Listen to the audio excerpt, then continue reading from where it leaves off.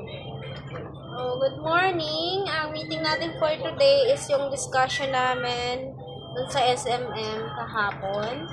So, bale yung store delivery schedule natin, special order everyday pa rin, start ng 10:30 a.m. hanggang 5 p.m. Then yung SR natin ng replenishment every week is every Tuesday. Then, 5th of the month naman yung once a month. Yung warehouse request inventory na dapat nating fill upan is ngayon naka-due.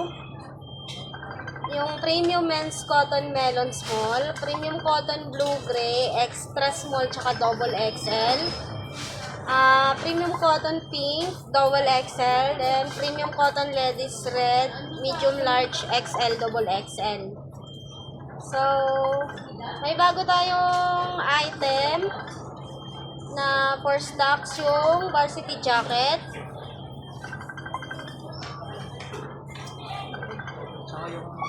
Saka yung CS natin, yung CS18.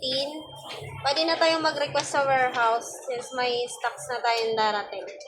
Then sa website update naman, new page is yung polymer collection tsaka planner 2026. Then sa new update naman for Sabili Central is yung basketball half lead sa volleyball PDF booklet. So, dun sa volleyball PDF booklet, nandun na yung link. Alam na kung saan hahanapin. Baka daw magtanong na naman kayo sa mga ko or kung saan hahanapin yung mga link. So, i-browse na lang yung sa PDF file natin. Then sa ROM, yung save reply na bago is yung dry fit comparison ng transfer it tsaka short planet. Sa new approval ng marketing OLM, sa SP, yung MTO combi natin, minimum of 30 pieces for sewing. Then yung sa PYD naman, more on yung sa embroidery page natin, yung new posting. Sa TIT naman, isa yung DTF page, yung mga posting ng DTF. Sa ads and promo, sa new update natin sa ads and promo, schedule per industry, sa Reyes area is naka-due ng 8:20? 8:10. Then, bagong ads sa streamer, yung sa Christmas in September na ngayon. So, kakaroon tayo ng bagong ads for Christmas.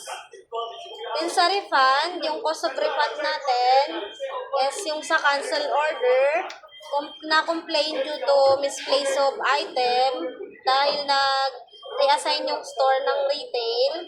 So, always na lang i-update yung customer kahit na busy para hindi nag-aalala yung customer kung nagawa ba yung item niya or hindi. Para iwas din complaint.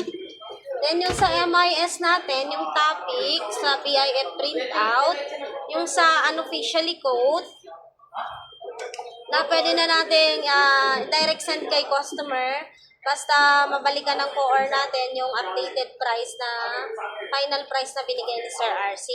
Yung unofficial code doon, pwede natin i-direct send kay customer. Nagsisilbi na rin yung quotation.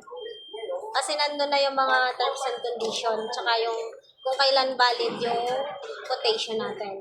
Then yung sa BIF remove single item and photo shootable only for multiple item.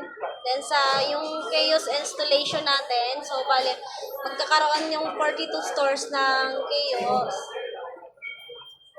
Need approval sa nilalagay sa store. Need nating mag-send ng photo kay Ma'am Gemma kung saan banda ilalagay kapag mag-request tayo ng chaos. Then yung sa visual natin, yung sa K-management, na lalagyan ng keychain, sabi ni Ma'am Arnie, is nag-allocate na siya ng keychain. Need natin siyang i-comply sa September 10. So, baka pag hindi natin na-comply, hold na naman to. So, yun lang naman yung pinag-usapan kahapon. Thank you.